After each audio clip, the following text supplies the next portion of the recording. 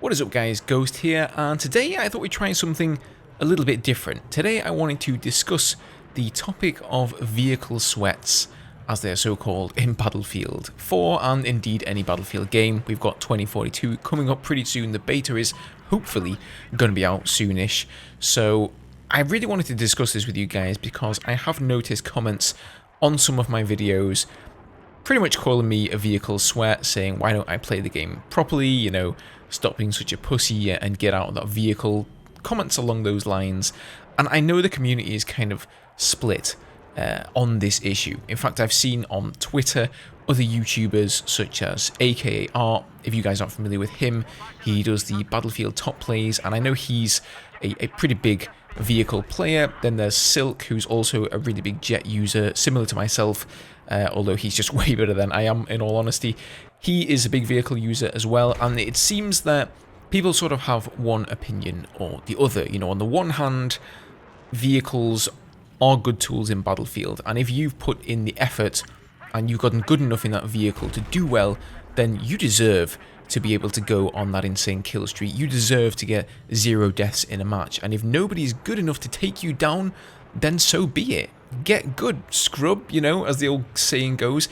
And then on the other side of the spectrum, there's the fact that this could be ruining the game and the enjoyment for everybody. I mean, what about, you know, the other 63 players, or at least the 32 players on the enemy team who are just constantly being destroyed by your JDAMs or whatever it is. If you're in the attack heli and you're a duo, maybe you're just dominating them, right? What is the right solution? Should DICE just dumb down the vehicles and make them easier to use for everybody? Should they make them less powerful? I'm not really sure that's the right answer either, because if you just make the vehicles less powerful, then what's the point of even getting in one? And if you make them way too vulnerable, like glass cannons, then any Tom, Dick or Harry is going to be able to take them down. So I am watching this live with you guys. This is a live commentary, if you didn't guess already by my terrible pronunciation and whatnot. But normally in this sort of gameplay, I would be flying the jet and explaining to you guys what I'm thinking as a jet pilot, how you can be a better jet pilot, and what you should be thinking about when you're going for ground targets. But in this video, I kind of wanted to look at it from the other perspective, looking at it from the infantry's perspective on the ground, the other vehicle users, and why they just aren't able to take me down. So the biggest threat to a jet pilot, first of all, are the enemy jets. That is definitely the #1 tool on your team that you have to destroy enemy jets. So if you happen to not have anyone on your team who is decent in a jet, then that's not good. You really need to try to be that guy. Now, I know not everybody has the time to play Battlefield maybe and get good enough in the jets to be able to take down people, especially at the moment in Battlefield 4, you know, you've got so many pros at the moment who are sort of left playing the game. There aren't that many new players, and I know it is hard to practice, but those are some of the tools in Battlefield 4. That's how I tend to think about the vehicles in the game. They're just tools. They're part of the toolkit that you have as a Battlefield player that you can deploy and that you can use to counter the enemy. I think a massive misconception amongst infantry players, especially infantry players who just never really get into the vehicles, they just prefer to play infantry and they sort of say, hey, you know what, I'm an infantry player, that's what I enjoy, that's what I want to do, I don't want to play the vehicles. But they also don't want to get dominated by vehicles, and that's kind of the issue. You know, they pick up the Stinger or the Igla, whatever lock-on weaponry is in the game, and they think that's enough to take down an enemy jet. Let me tell you guys right now that Iglas and Stingers, at least in Battlefield, are not really made to defeat enemy aircraft. They're basically meant as a deterrent. Now sure, if the enemy pilot is just really, really bad, you're probably going to be able to take him down with an Igla or a Stinger because he's going to go for a strafe when he doesn't have his countermeasures. But any half-decent pilot, I'll tell you what they'll do, right? They get locked on, they pop ECM or flares, and they just fly away from the battlefield out of range of your lock-ons. They wait for the countermeasures to replenish, and then they go back in for their next strafe. Most good pilots do not take chances when it comes to that sort of thing. Now, that being said, it is a good idea to equip Iglas or Stingers if you have a pilot that's just really, really good, because it's going to stop him from absolutely destroying the ground. But you're not going to kill him with them. If you want to kill an enemy attack jet, There are a few tools to do this, and as I mentioned before, the best one is the jets, not just because they have the DPS, but also because you can chase the enemy jet almost anywhere on the battlefield with the exception of his deployment, since you'll get shot down by the stationary AA cannon. The second tool is of course the mobile AA gun, which is incredibly powerful if you learn how to use it correctly. It has a absolutely ridiculous range in Battlefield 4 at least, up to the point of, well, I would say, being a bit overpowered, especially on certain maps like Lankang Dam. And on this game here, you'll notice that I've been dealing with the AA tank pretty easily, and the main reason behind that is because he's just been coming out of the spawn like a sitting duck, just staying behind a pile of rocks or somewhere. He hasn't been moving around, and what I do is just drop a JDAM on him. That hits for 50 damage. It also does a mobility hit, which means he can't then move, and then I just follow up with a second JDAM, does the last 50 damage, boom, he's dead. Now most good AA tank drivers will actually watch for the attack jet coming, they'll pop their APS on the second JDAM, and then they'll take you down if you get too close. But what you really need to do as well is try to get good at going in the AA tank, I think. And what I'm thinking here, right, is basically I spawn in, I go for the 2 jets, I kill the AA tank, and then it's just open season for me. You know, I can just farm the tanks on Gulmud here all day long. I can go for infantry. Of course, there's still dangers. You could get smored, you could get srawed, you know, but if there aren't really any good players in the server, that's most likely not going to happen. You'll also notice that I'm not really getting locked on a whole lot. Most of the time, I'm just strafing away here, so there's exactly what I was talking about. There's the AA tank. He's gone and hidden behind those rocks. I did actually miss that JDAM, unfortunately, but now I'm just going to come around again. I'm going to try and spot him up.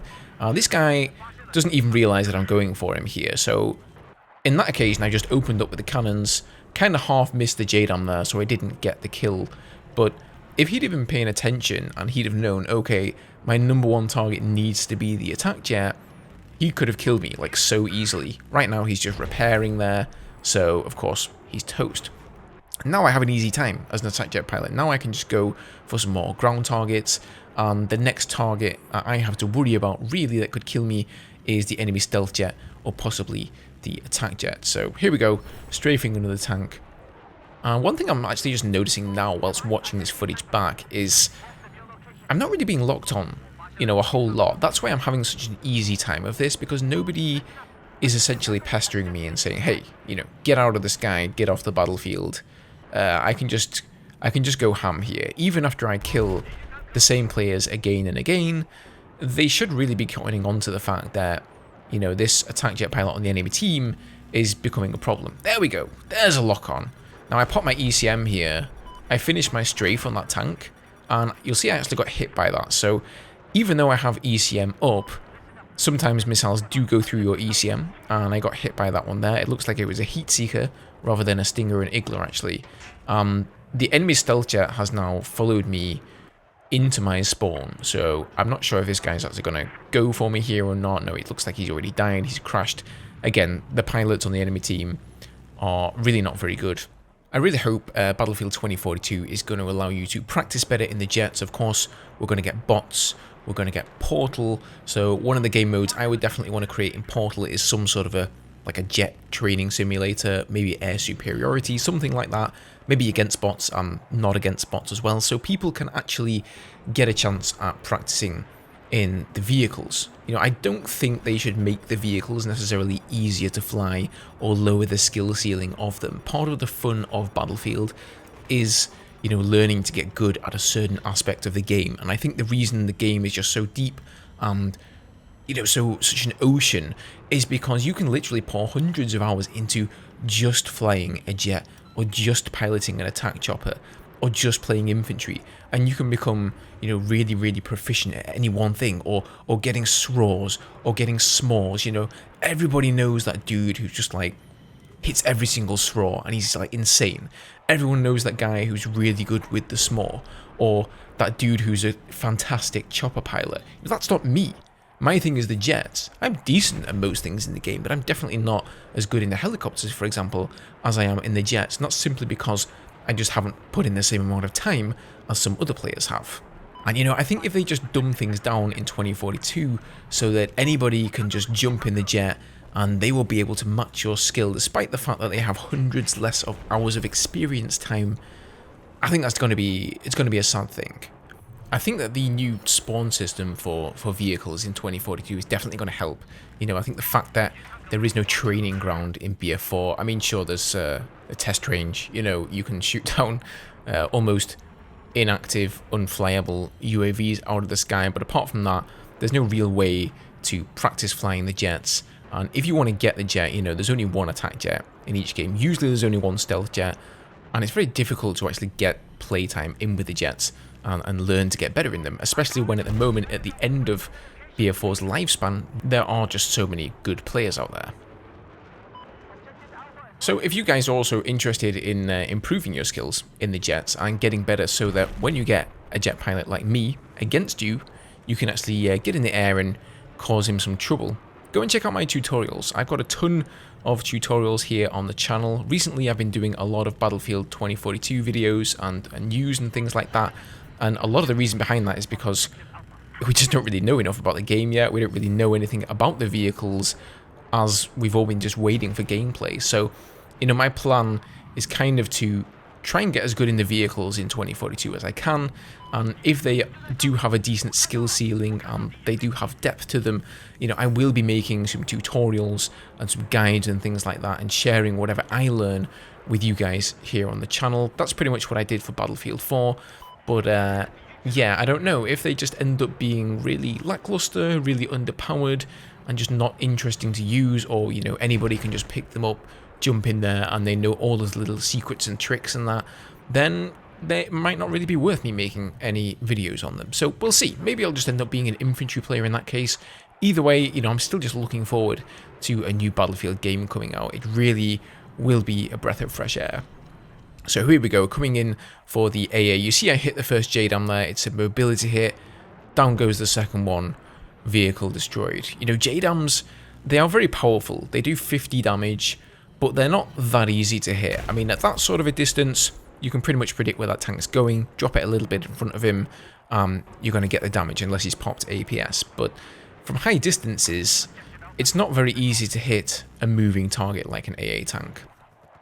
So that's my general tactic here with the JDAMs. I come in, do some damage with my 30mm cannons, and then drop the JDAM to finish up with.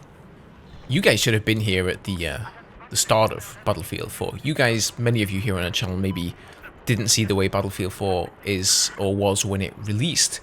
The 30mm cannons on the attack jet here did way more damage. Right now, I can pretty much do 50 damage with the 30mm on my strafe, and then I finish up with the JDAM, which also does 50 damage, resulting in a kill. When BF4 originally released, you could outright one strafe a piece of armor with just the cannons. You didn't need a JDAM, you didn't need Hydra rockets, you just needed the primary weapon. And what's more, they actually turned as fast as the stealth jets currently do. So, you know, if you were a really good pilot, not even the enemy stealth jet could take you down.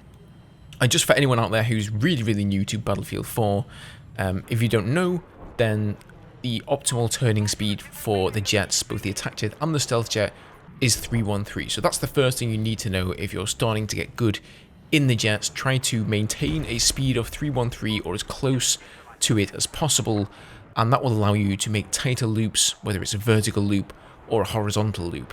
Second thing you need to know is that the stealth jet just automatically turns quicker and tighter than the attack jet. So if you've got somebody on the enemy team who's in an attack jet like me, and they're just going absolutely ham on your team and killing all of your armor, try and get in the stealth jet rather than the attack jet, because that is the dogfighter. You know, that's the jet that's going to allow you to have the best chance of taking him down. I mean, if I get up against an attack jet pilot here who's a pretty good dogfighter, I've still got a chance of coming out on top.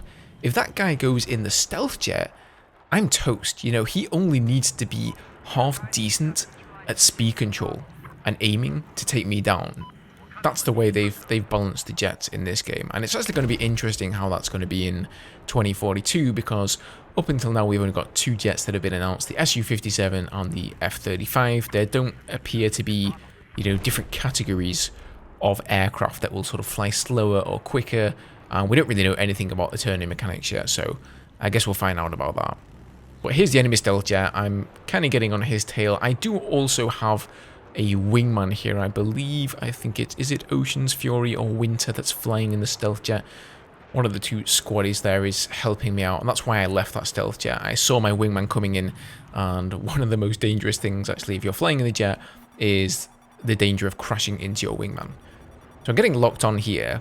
I believe this is the AA tank. This guy actually seems to have finally cottoned on to the fact that the attack jet pilot on the enemy team is half decent, with like 75 tickets left on his team, so he's actually going for me. And you'll see, even though he's maybe not the best AA tank driver in the world, that still stopped me from going for him. You know, I had to bail off, I had to retreat, pop my ECM, and now I can't really go for him until I've got my ECM back. Now you'll see this AA tank driver here, he's moving a little bit. So that JDAM right there, that one missed completely just because he moved like a few inches. This guy's moving here. It doesn't look like he's actually going for me with the cannons, so I'm just going for him. I mean, we're at the end of the game here. I actually managed to get him there, so that was quite lucky. But I normally wouldn't have gone for that strafe had it been the middle of the game. I'm just kind of not really caring at this point because we've obviously got this game in the bag. But as we come to the end here, guys, by all means, if you are still here and you've listened to me ramble on for the past 15 or so minutes, first of all, well done. And second of all, let me know your thoughts down below in the comments. You know, what do you think about vehicles? Are you a vehicle player? Or are you one of those people who just despises people who play in vehicles and just spends all day long in the vehicle in each game? Maybe I've hopefully opened your mind a little bit as to how you can deal with these vehicle players. And a lot of the time, the secret is actually using vehicles yourself. If you're not using vehicles, guys, you're missing some of the tools. Cheers, guys. See you next time.